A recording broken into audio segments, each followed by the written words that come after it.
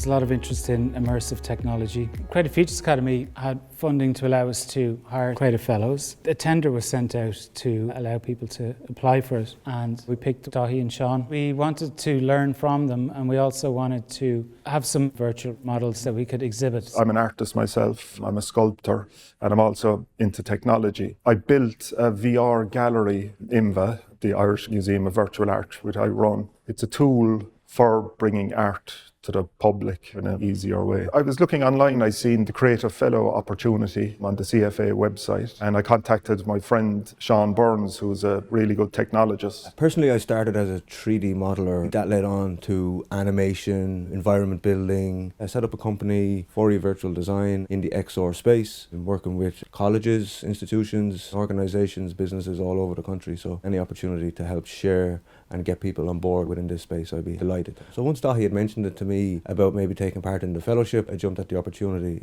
They came in and they did a workshop with the staff and some of the students, photogrammetry, model making, and we were scanning in and using AI and using lots of new technologies. So we had filmmakers and animators and UX design and a few different disciplines in the same room. So once we started talking about it, then all these ideas started flowing. It was an eye-opener for them, hopefully, as well, like using this technology and bringing their work into this VR or AR setting. Especially after speaking with the staff and really hit home how we could help to share that knowledge and maybe bring the technology across the different departments. I mean, some of them are more qualified than I was to take that first step initially. Sometimes it's just about giving people enough information to get them interested so that they can pick up the rest of the information as they need to. It opened a lot of minds to it, and it made a lot of people start thinking about how they could apply it to their own practice, because maybe they thought, well, that's nothing to do with what I do, but most practices in the institute could be affected by it and could incorporate it. So since then, it's kind of disseminated itself around the institute in lots of different ways. The final project we did then was with the final year exhibition. We had a room here at the IADT, which in real life it was empty. There was just 10 plinths inside there. But suddenly when you held the phone over these plinths, artworks came up on it. We were going to use our own work, but because the college had so many beautiful pieces from the students, so let's work with the students and maybe get the students on board with adopting this technology and bringing it forward with future projects. So we picked about 12 or 13 works of art or designs, all artists from here at IADT. And I think they got a buzz from it as well. Maybe they'll consider using AR for their artworks in the future. They were really enthusiastic, really happy and excited to have their work scanned and archived and accessible digitally.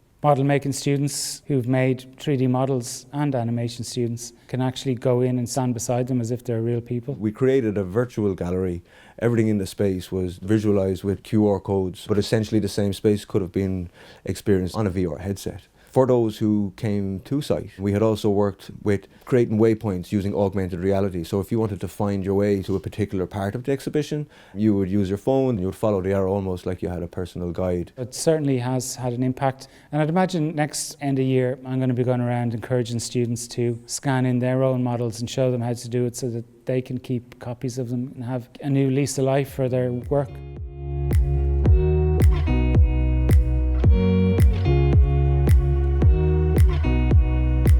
It created an ongoing relationship with Sean and Daithi, who are both involved in industry, and it's a very fast-moving industry. So more people involved in industry using their knowledge and sharing it with the students and staff members is invaluable. I think it's important for colleges like IADT to investigate AR and VR, because even though it's at really a fairly young stage, you can see in the future IADT students could use this technology for art pieces.